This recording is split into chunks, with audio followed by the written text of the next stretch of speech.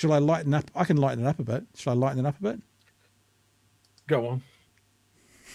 Oh, it's that fellow, convicted fraudster, Damien Grant. Friend. The we're buddies. We're going long tonight. That's all right. We'll whip through this, and you'll enjoy what you'll enjoy. So let's have a look at the working group last night. And this is quite a short clip. It's a minute for actually I've got 4 clips. They're all quite short. They're about a minute and a half each. I just wanted to play this because I knew you'd enjoy this one, Chewy. This is Damien Grant making up facts to suit his own narrative and being called out for it. There was not a single nurse, there was not a single doctor, there was not a single policeman. We've just removed $100 million from the hospital budget in order to maintain balance. Yeah, but that was $100 million that was probably jacked up in the last 6 months of the last government. This idea that they're slashing... So do you have any evidence for that, Damien, or is that just a statement? It's just a statement. There you go. This is the word. It's the word probably. It's Damien Grant going, it's probably all Labor's fault. Can you prove that? No. We'll just keep going. We'll get to the end of this point as well, because Damien Grant has said about no nurses, no doctors, no nothing are going to be losing their jobs. And Craig Renney has gone, so where are they finding the $100 million from then? That's where we're at so far.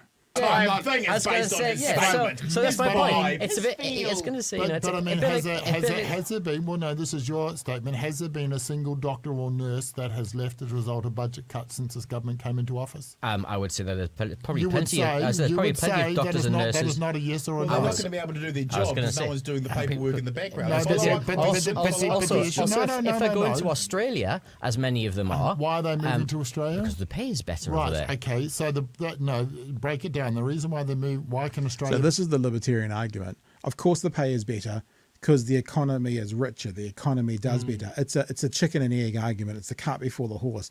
So he'll say, we're not going to pay them anymore until we get a better economy, whereas the other person will be saying the economy is better, so they get paid more. And it goes round and round and round and round and round. Pay more because we've got a deunionised workforce that hasn't done far enough. Hold on. No. If they have a deunionised workforce and they're paying more in Australia, then what does that tell you? We have a deunionised workforce. We have a deunionised workforce. That's why they're able to go out there and get better deals. Because they have fair pay agreements that actually help to deliver the pay for sustainable goods. No, that is absolute nonsense. You can have a fair trade agreement in Kenya. It's not going to do any good. The reason why there are higher wages in Australia is Australia is a wealthier country. That's it. That's why. There is no other reason. And the union and the unions make absolutely no goddamn difference at the end of the day. You're dead right. Australia is a wealthier country. It also has fair pay agreements. It also has a much more progressive taxation system and a capital gains tax. And do you think all those things make it a wealthier country? I have no idea, but I'm prepared to give it a bash. I'm prepared to give it a bash, yes, Craig Renney. Let's play a couple of other clips as we're going through. And Chewy, you can jump in and comment on that. It's clip number 2 from the show was actually Bomber going off. It's quite a cool clip to see Bomber when he gets a full head of speed up, talking about the anti-vaxxer brigades that are currently supporting Winston Peters.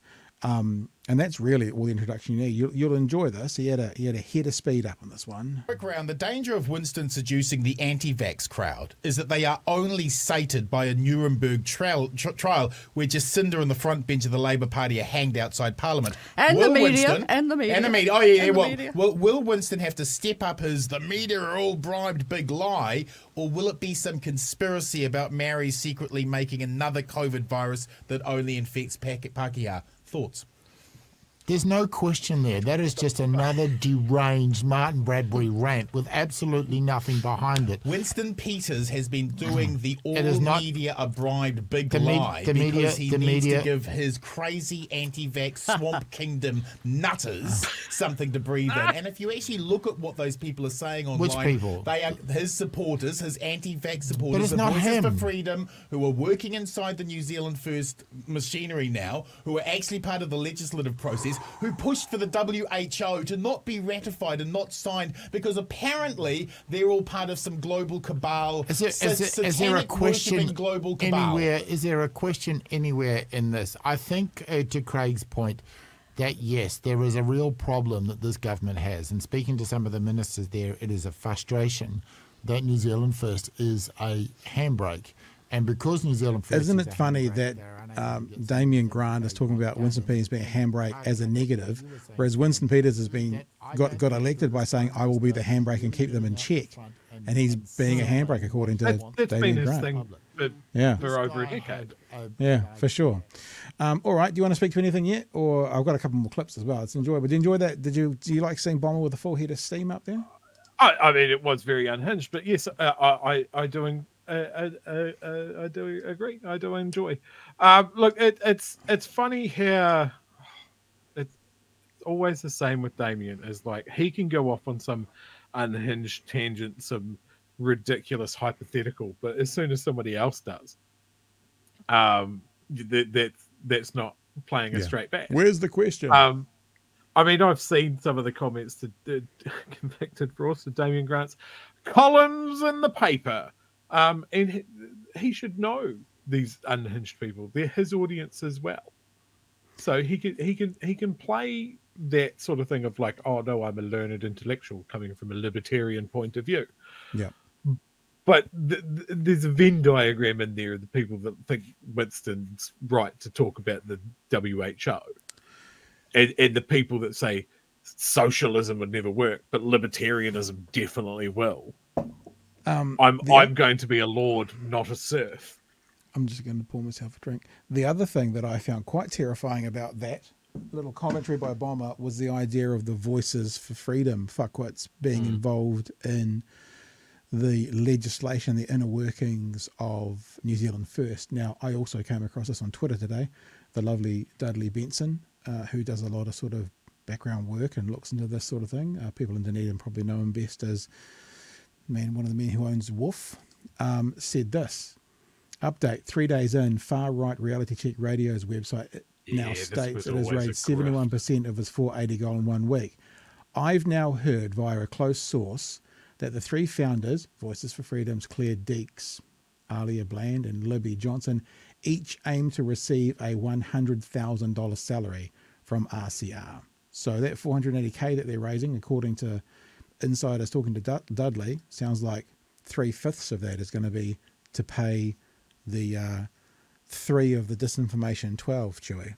The allegations, and we put them out there as anonymous sources with no evidence to back that up. But now, those two things together. While we were crowing about, Rabbit Hole Radio being off here and crying poor for money, there was a voice in the back of my head going, this is a rather excellent grift opportunity to really tighten the screws and really ramp up the urgency to get money rolling in. And almost straight from the get-go, they had a dollar for dollar matching thing. They were always going to achieve this somehow. Well, I don't know. It's a great branding and advertising opportunity. The next part of the conversation on the podcast was then actually after Bomber and Damien Grant argued over things for a while. The lovely Craig Renney came in and actually answered the question. What crazy thing is Winston going to use next? I actually think there's something in your question, so stay with me, which is that Winston needs conflict. Yeah, that's a good point. New Zealand First needs conflict. It's how it garners votes. When it has gone out of Parliament, it's gone out of Parliament having been in government, having to defend its actions. And so Winston stops being Deputy Prime Minister in, I don't know how many, a year, a little over a year now. Yeah. He needs conflict after that point in order to say, I would have done it differently if I'd been re-elected. As a consequence, you need to do this for me. Yeah, and that conflict is the thing that he needs. I wondered, however, and that has been proven time and time again because he has been tossed out. But you kind of think age 79 or so, a little bit south of Biden in the United States and wearing a hell of a lot better. But you kind of wonder at some point, because there is no real heir apparent. Excuse me. Who's that name? I know. Just want to put it out Caught there. in the act. I know. Cheaters. Right. Will National throw a seat? Yeah. I would think it would be the logical thing to do. So if you did get 4%, you had a seat, you were back anyway. That's how they get their agenda, right? Well, because I think Winston's problem is that I don't think that Shane Jones and Cassie Costello and who's that Wellington mayor? Andy Foster. Andy Foster.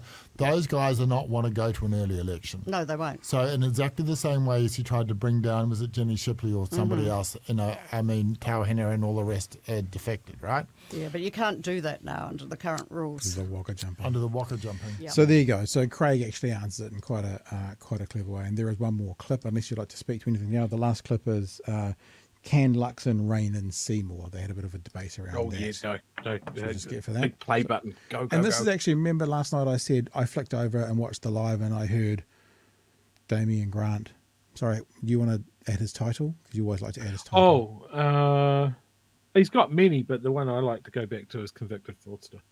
Damien Grant. I've heard that too. Actually said something I agreed with, and this is about how Luxon's got no control whatsoever. So this is the conversation. Can Luxon reign in Seymour in particular?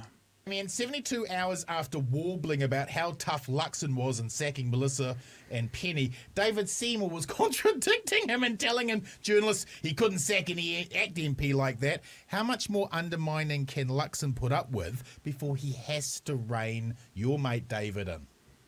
Well, he can't reign in Seymour, nor can he reign in Winston Peters because they are in a coalition. But I don't see that as being necessarily fatal to Luxon. I think if Luxon just has to play the cards that he's dealt, and like I was saying before, because both Seymour and Peters have their own kind of worldview and they're quite good at articulating it. Very good.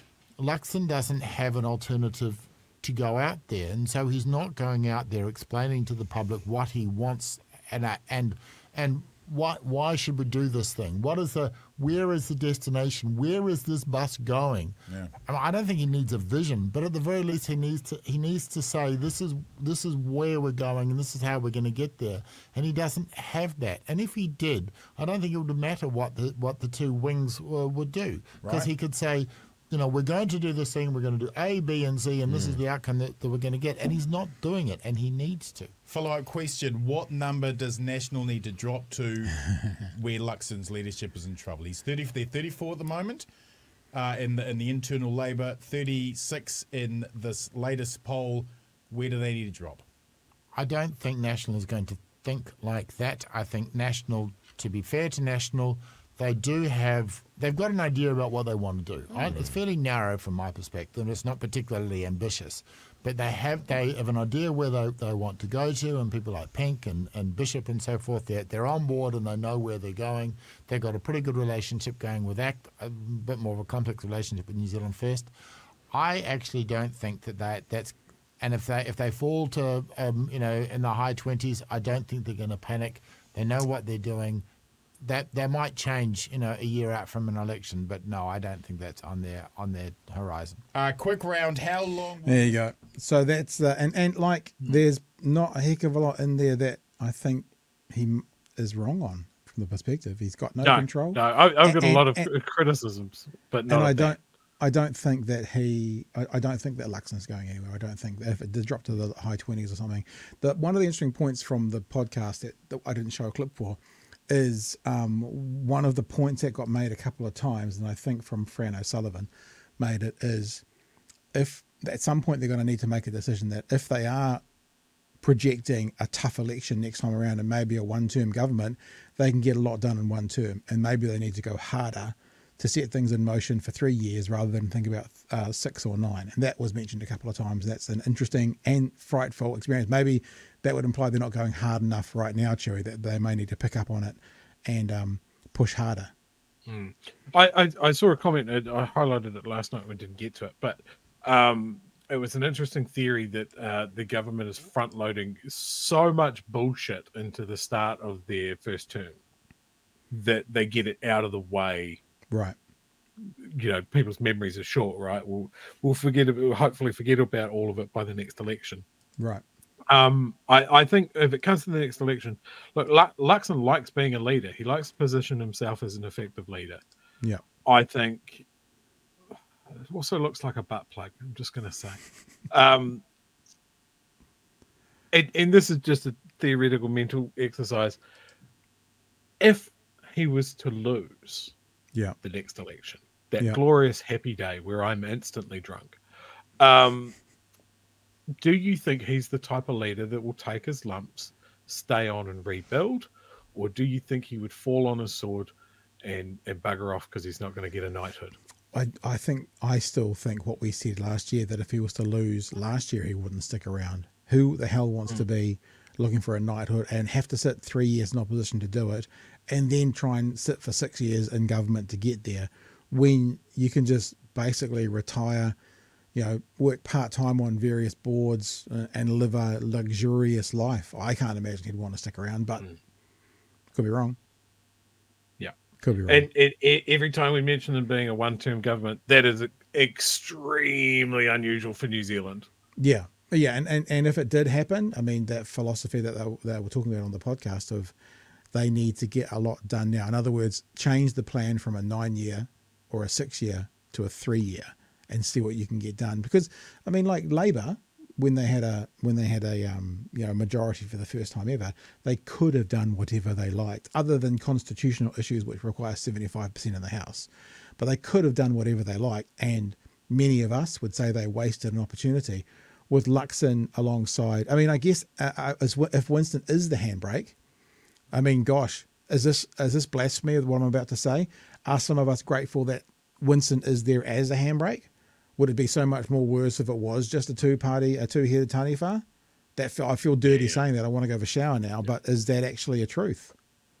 Yeah, exactly. And I think the trap for people like us and those of us in the chat that are really engaged in this process and game out every possible action and really comment on how good and bad things are. That's us, and we're an edge case when it comes to this. What about the person that just reads the odd headline every now and then, that catches the poll results once every 8 months or just in the lead up to the election, or makes their mind up on the day? Yeah. Like, that always catches people like us out. It's like, oh shit. So the message that had cut through was not the one that I thought was the most important thing. Yeah. So that's just, when you're talking to people that are in that camp, it's educating. It's trying to build a team to get the result that you want. But I think there's a lot of work that gets so far away, but also is not that far away, that there's a lot of work that needs to be done to point out how this government has caused a net negative effect on everybody's life. Yeah. And at this stage, they won't have seen it. And it feels horrible to say this, but I hope that people do notice that in coming year, 2. Yeah. Kia ora again, whānau. The clip you've just watched is brought to you today by our patrons. If you want to be a part of what we do, if you want to get behind what we're doing, if you're enjoying our content and wanting to share our content, then maybe you would consider being a patron to Big Hairy News. Head to www.patreon.com/Big Hairy News to sign up to one of our levels and be a patron. At this point, we are only a listener and viewer supported show. It all comes down to you guys. If you feel like jumping on board to help, then head to patreon.com/Big Hairy News. Hooroo!